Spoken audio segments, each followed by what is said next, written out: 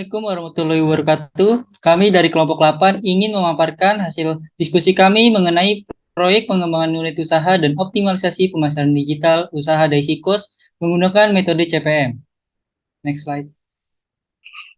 Berikut ini merupakan anggota kelompok kami yang terdiri dari Audi Jikesya, Safa Kansa, Disa Adinta Maulana, Diara Nisa, dan saya sendiri Rehan Prabaswara Swardana. Next slide. Berikut ini merupakan topik pembahasan yang akan kami bahas pada hari ini. Yang pertama ada tinjauan pustaka, profil perusahaan, seleksi proyek, metode dan teknik manajemen proyek, studi kelayakan aspek pasar dan pemasaran, studi kelayakan aspek operasional, studi kelayakan aspek keuangan, studi kelayakan aspek hukum, studi kelayakan aspek sumber daya manusia, dan yang terakhir analisis risiko. Oke, untuk selanjutnya lanjutkan oleh rekan saya. Baik, saya Audi Jikesya akan melanjutkan. Di sini ada tinjauan pustaka, jadi sebelum kita mulai, kita harus mengerti dulu beberapa hal, yaitu yang pertama adalah pengertian proyek, di mana proyek merupakan aktivitas yang dilakukan menggunakan ketiga dan asal daya yang terbatas untuk mencapai tujuan akhir yang sudah dipengaruhi dan sudah direncanakan. Kedua ada manajemen proyek, yaitu yang kita ketahui adalah sebuah perencanaan, pelaksanaan, pengendalian, dan koordinasi suatu proyek dari awal hingga akhir. Lalu ada pemasaran dan pemasaran digital, dikarenakan untuk proyek kali ini kita juga akan mengembangkan pemasaran digital. Pemasaran adalah kegiatan mengatur lembaga dan proses untuk menciptakan, mengkomunikasikan, menyampaikan, dan bertukar penawaran yang nilai bagi pelanggan, klien, mitra, dan masyarakat pada umumnya. Lalu digital marketing adalah kegiatan pemasaran itu yang dilakukan secara digital melalui jejaring sosial. Lalu ada bisnis, yaitu suatu kegiatan usaha individu maupun organisasi untuk menghasilkan dan menjual barang dan jasa demi mendapatkan keuntungan. Lalu di sini ada cost, karena proyek yang kita kembangkan adalah proyek cost. Jadi kita harus mengetahui bahwa cost itu merupakan tempat untuk menyewa penginapan atau tempat tinggal sementara yang menyediakan beberapa fasilitas kamar dengan harga yang telah ditentukan. Lalu yang terakhir ada critical path method atau CPM, yaitu merupakan metode jalur kritis, teknik manajemen proyek yang hanya menggunakan satu faktor waktu per aktivitas. Selanjutnya di sini ada profil perusahaan, yaitu perusahaan yang akan kita kembangkan merupakan perusahaan bernama Daisy Kos yang memiliki bidang usaha di bidang kos dengan jenis jasa penyewaan kamar kos putri. Daisy Kos ini memiliki pemilik bernama Pak Sigit Sudarmadi yang berdiri dari tahun 2012 dan berlokasi di Jakarta Timur. Selanjutnya akan dilanjutkan oleh rekan saya.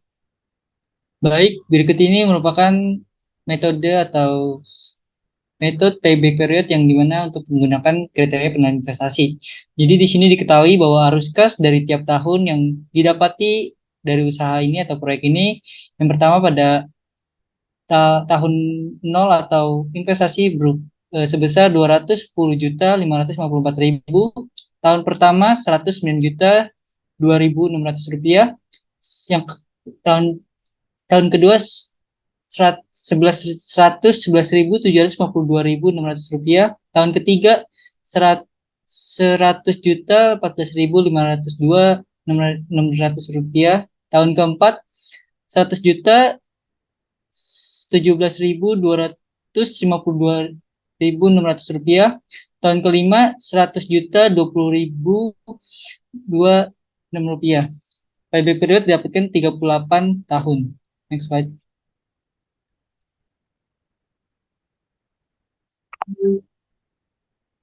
Net present value yang telah kita ketahui tadi arus kasnya pada tahun ke nol atau investasi awal yaitu 210.554.000 rupiah.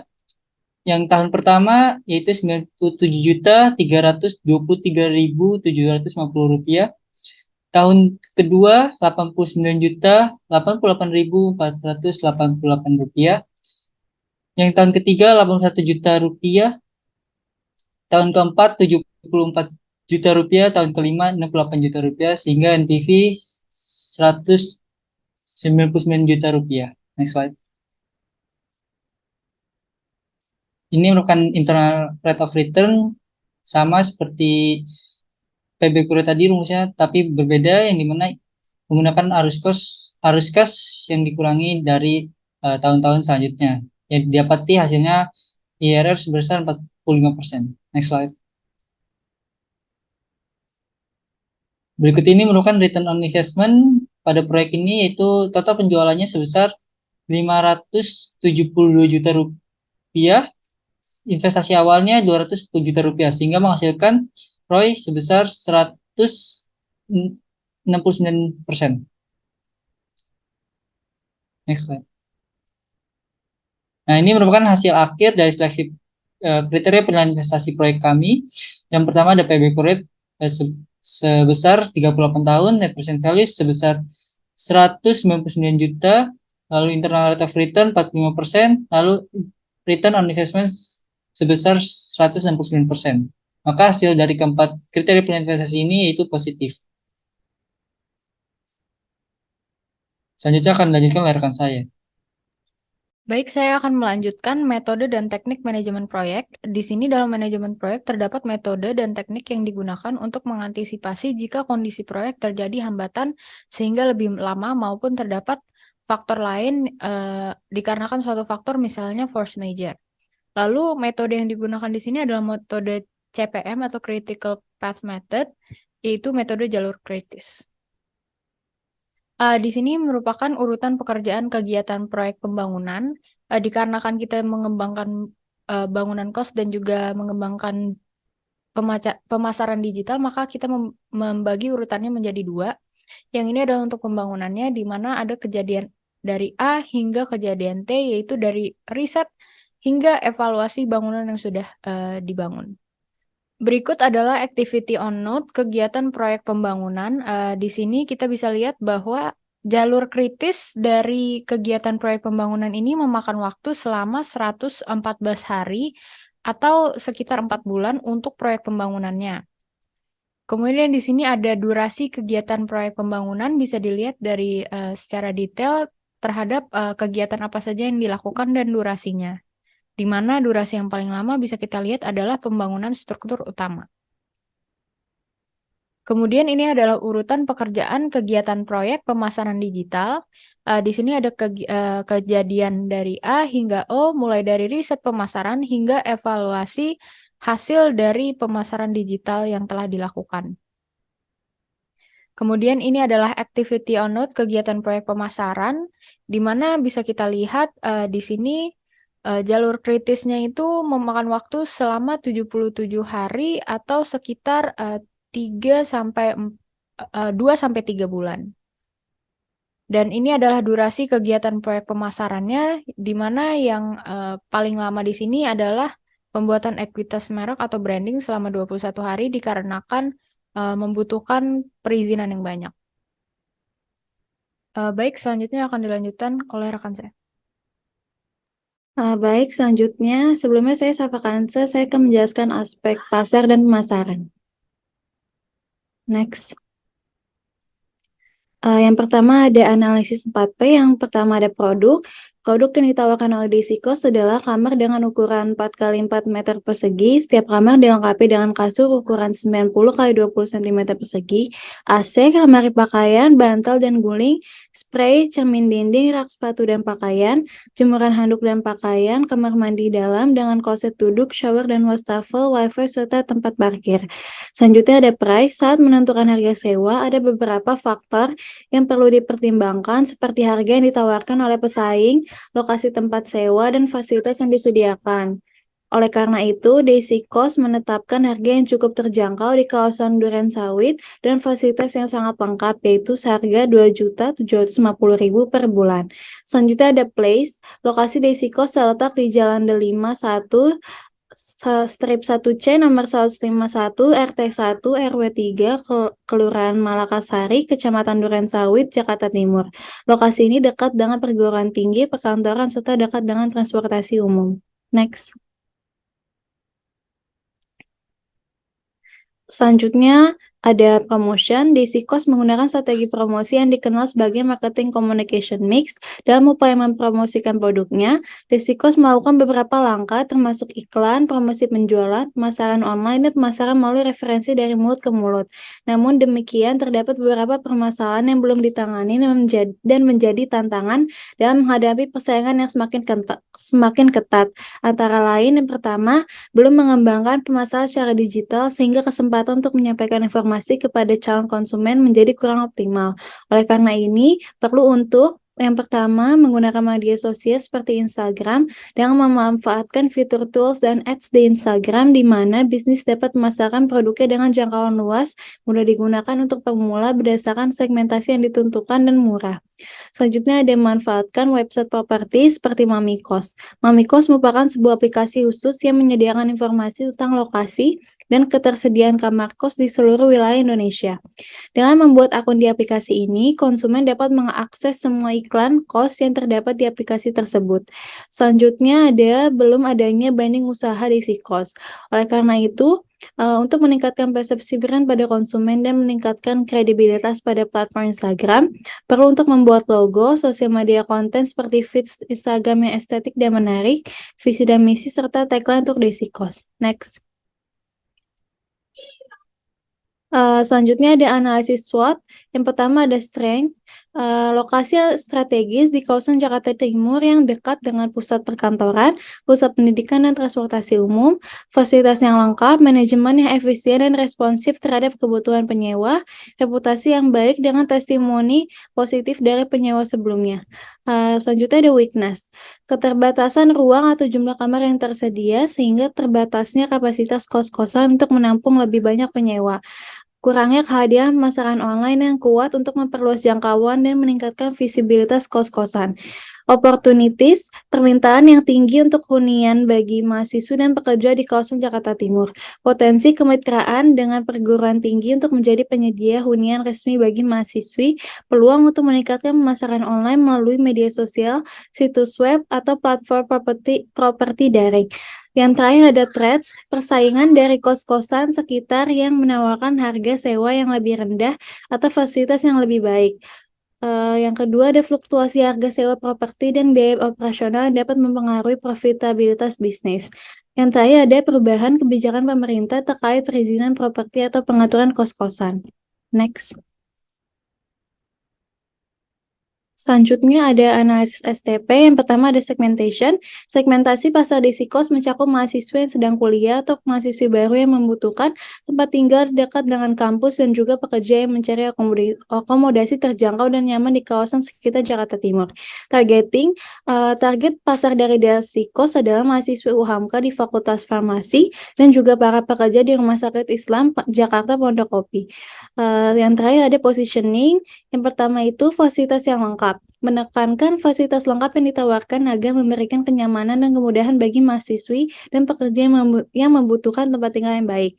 Lalu ada lokasi yang strategis. Lokasi ini dekat dengan pusat perkantoran, pusat pendidikan, dan transportasi umum. Posisi ini akan memberikan akses yang mudah bagi mahasiswi dan pekerja dalam melakukan kegiatan sehari-hari. Yang ketiga ada harga yang kompetitif, menekankan harga sewa yang terjangkau yaitu Rp2.750.000 per bulan dibandingkan dengan properti sejenis di area sekitar. Harga ini akan menarik perhatian mahasiswi dan pekerja yang mencari tempat tinggal dengan fasilitas lengkap yang harganya terjangkau.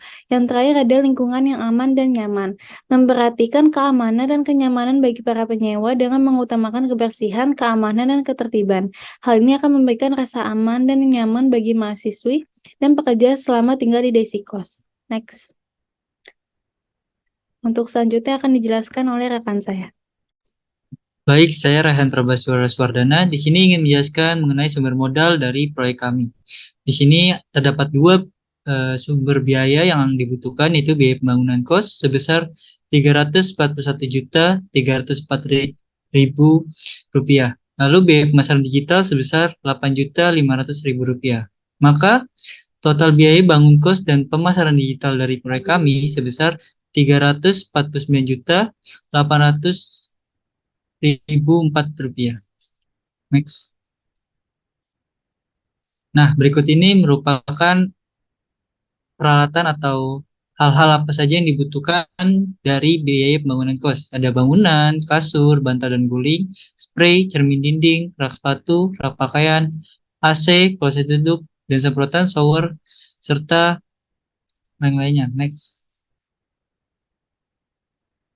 Lalu ada rak handuk, keset kamar mandi, keset kamar, lampu dalam kamar, lampu kamar mandi, lampu luar kamar, tempat sampah dalam, tempat sampah luar, kulkas, kitchen set, dan CCTV yang berjumlah totalnya 204.054.000 rupiah. Next. Lalu untuk biaya pemasaran digital ini sendiri terdiri dari pembuatan website, perangkat lunak atau software, pembuatan brand identity atau logo, lalu device atau laptop sebesar 8.500.000 rupiah. Next. Nah, berikut ini merupakan analisis laporan keuangan yang dimana terdiri dari biaya depresiasi 5 tahun, yaitu ada bangunan, nilai awalnya sebesar Rp157.920.000, pada nilai tahun kelima sebesar Rp93.951.333. Lalu AC nilai awalnya 9 juta rupiah, pada nilai tahun kelima sebesar Rp5.340.000. Lalu kulkas nilai awalnya 2.500.000, pada tahun kelima sebesar 975.000. Pada CCTV sebesar 6 juta, lalu pada tahun kelima sebesar 2.950.000 rupiah, dan yang terakhir laptop nilai awalnya 4 juta, pada tahun kelima sebesar 1.763.333 rupiah. Nah, selanjutnya adalah rencana penjualan pada tahun pertama. Di sini kami mengawal dari bulan Januari sampai bulan Desember. Pada bulan Januari sebanyak 5 kamar terjual. Pada bulan Februari sampai bulan Juni sebanyak 6 kamar terjual. Lalu pada bulan Juli dan bulan Agustus sebanyak 5 kamar terjual. Lalu pada bulan September sampai November sebanyak 6 kamar terjual. Dan pada bulan Desember sebanyak 5 kamar terjual. Next. Berikut ini merupakan laporan laba rugi proyek kami selama 1 tahun, di mana penjualan menghasilkan jumlah sebesar 187 juta ribu rupiah, lalu total biaya operasional sebesar 99 juta ribu rupiah, lalu laba bersih sebesar 88 juta rupiah, lalu biaya depresiasi sebesar 20.995.933 rupiah, lalu arus kas bersih berjumlah 108.995.933 rupiah. Maka dapatkan laporan laba rugi selama 1 tahun dengan asumsi harga penjualan 2.750.000 rupiah. Lalu arus kas bersih selama 5 tahun, yang dimana tahun pertama sebesar 108.995.933 rupiah, pada tahun kedua 111.745.933 rupiah, pada tahun ketiga 114.495.933 rupiah, pada tahun keempat 117.245.933 rupiah, pada tahun kelima sebesar 119.995.933 rupiah. Nah, itu merupakan rencana laporan laba rugi selama 5 tahun dari proyek kami. Next.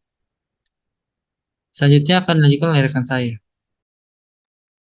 Baik, sebelumnya saya Diara, saya akan menjelaskan terkait aspek operasional. Boleh next.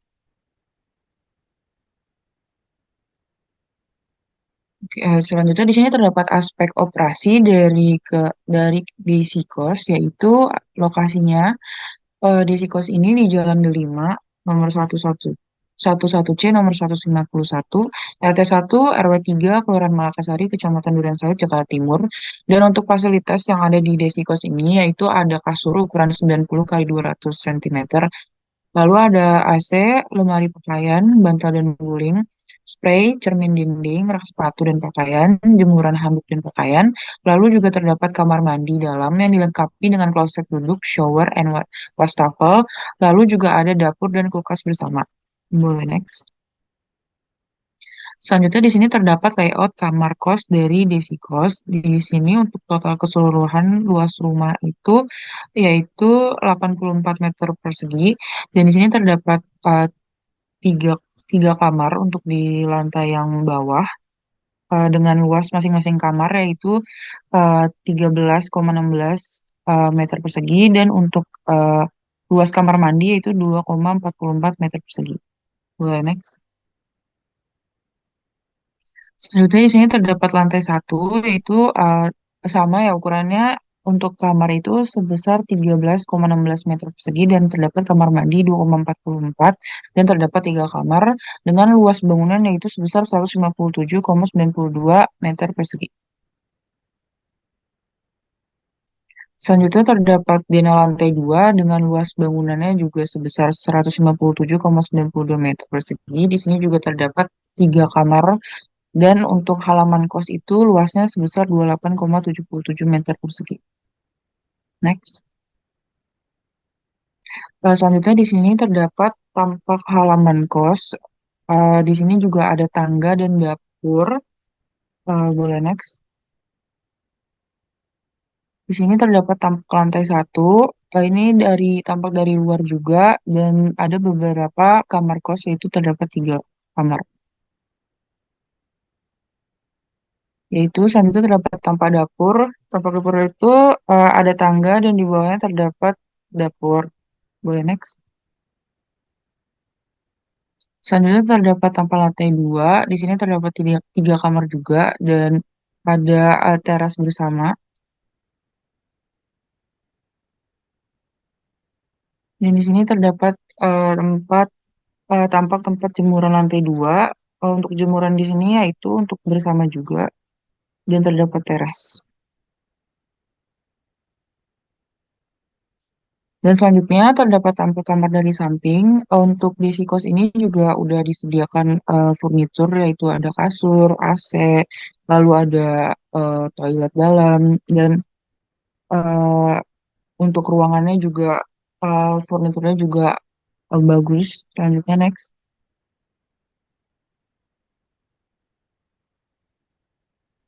Dan di sini terdapat tampak kamar dari depan. Boleh next. Dan ini terdapat kamar mandi ya untuk keseluruhannya untuk usaha Desikos ini bergerak pada bidang bisnis properti yang dikhususkan pada Putri. Lalu untuk Desikos ini memberikan layanan sewa ruangan kamar kos yaitu 3 kali 4 meter persegi dan di setiap kamarnya itu dilengkapi dengan kasur, AC, lemari pakaian, bantal dan guling, spray, cermin dinding, rak sepatu, pakaian, jemuran handuk dan pakaian, kamar mandi dalam dengan kloset duduk, dan juga terdapat shower dan wastafel, serta wifi dan tempat parkir. Selain itu, untuk Desikos ini juga memiliki layanan servis serta CCTV 24 jam. Boleh next. Selanjutnya di sini terdapat proses layanan. Untuk proses layanannya sendiri terdapat tiga tahap, yaitu proses sewa, lalu juga ada konvensional marketing, lalu juga ada proses pembayaran. Untuk proses sewa, untuk di Desikos ini melakukan sewa kamar kos dengan menghubungi kontak yang tersedia melalui iklan banner. Selanjutnya, customer juga dapat menanyakan ketersediaan kamar kos dan juga menyewa ruangan kepada penyewa melalui kontak yang disediakan. Lalu untuk Desikos ini masih menggunakan konvensional marketing. Jadi eh, salah satunya itu menggunakan banner dan juga di dalam banner tersebut memberikan informasi terkait kontak penyewa dan juga ketersediaan bangunan kos. Lalu untuk selanjutnya terdapat proses pembayaran.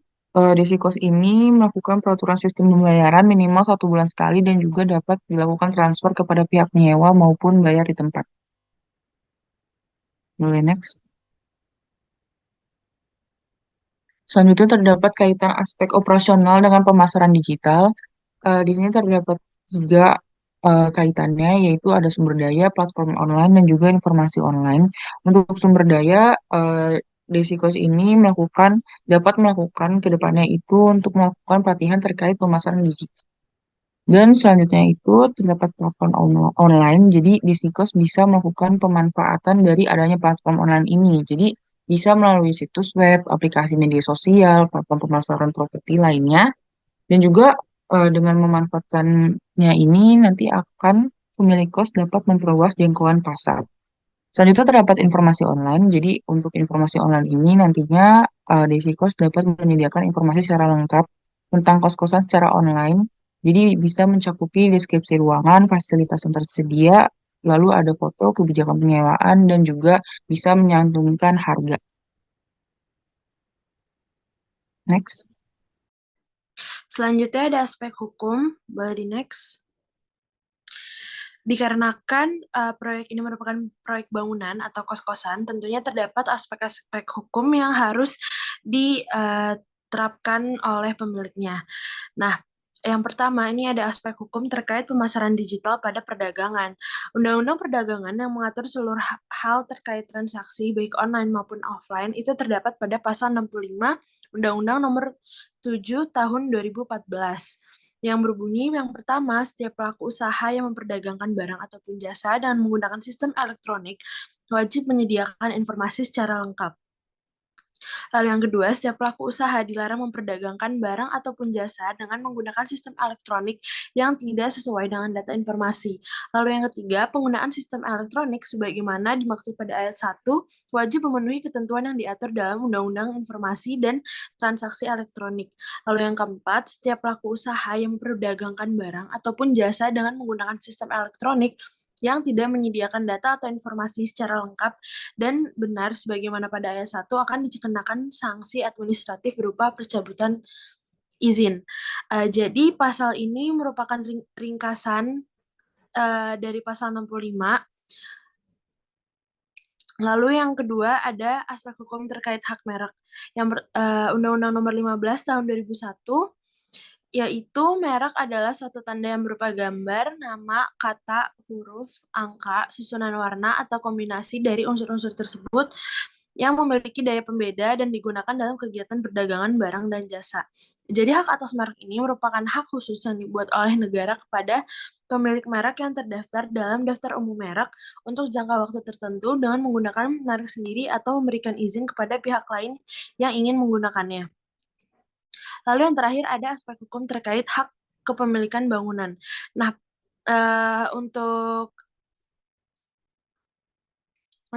aspek hukum ini terdapat pada pasal 16 ayat 1 Undang-Undang Nomor 5 Tahun 1960 yang berbunyi terdapatnya hak-hak atas tanah seperti hak milik, hak guna usaha, hak guna bangunan, hak pakai, hak sewa, hak membuka tanah, dan hak memungut hasil hutan. Selain itu, diakui pula hak-hak lain yang diatur pada peraturan lain serta hak lain yang bersifat sementara.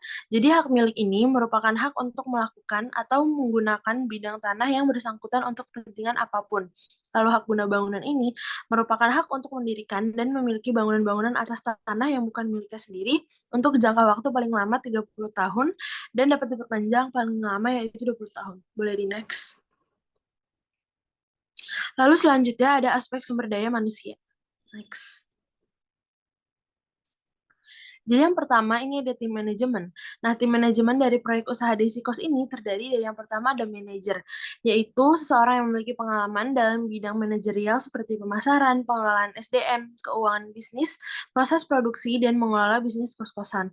Lalu yang kedua ada staff, yang terdiri dari staf pemasaran, operasional, keuangan, dan hukum, yaitu seorang yang memiliki skill dan pengalaman dalam bidang-bidang tersebut.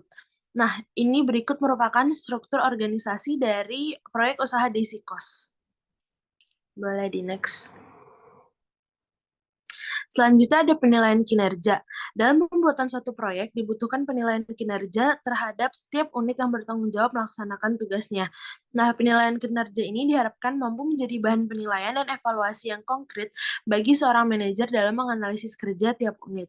Nah, hasil sistem penilaian kerja ini ditulis dalam tabel sebagai berikut. Jadi pada aspek penilaian ini dinilai dari 4 hal. Yang pertama kualitas kerja, disiplin, kerjasama, dan tanggung jawab. Lalu untuk penilaiannya ini ada 5, yaitu sangat baik, baik, cukup, kurang, dan buruk. Boleh di next. Selanjutnya akan dilanjutkan oleh rekan saya. Baik, saya Audiji Keisha akan melanjutkan tentang resiko proyek, dikarenakan di setiap semua kegiatan proyek maupun bisnis pasti ada resikonya. Kami telah mengidentifikasikan 4 jenis resiko, yaitu resiko operasional, resiko pemasaran, resiko finansial, dan resiko hukum. Selanjutnya adalah resiko dan deskripsi resiko yang kita dapatkan. Untuk resiko operasional itu merupakan resiko keterlambatan dalam pembangunan akibat cuaca buruk atau kendala konstruksi yang memiliki tingkat resiko yaitu high. Lalu ada resiko finansial yaitu resiko biaya konstruksi yang melebihi perkiraan awal akibat perubahan desain atau inflasi dengan tingkat resiko yaitu high. Kemudian ada market risk atau resiko pasar, di mana resiko perubahan tren dan preferensi konsumen yang mengurangi minat terhadap kos yang dibangun. Yaitu resikonya ini cukup sedang, jadi kita berikan tingkat resiko medium. Yang terakhir yaitu adalah legal risk atau resiko hukum, di mana resiko masalah perizinan dan regulasi yang memperlambat atau menghentikan proses konstruksi. Di sini kami berikan tingkat resiko ekstrim dikarenakan permasalahan hukum itu merupakan faktor eksternal yang susah untuk kita kendalikan dan juga tidak bisa kita abaikan maupun kita tidak lakukan sehingga harus dilakukan dengan benar dan harus kita perhatikan dengan baik agar tidak terjadi kesalahan terhadap perizinan maupun regulasi atas pembangunan DC cost.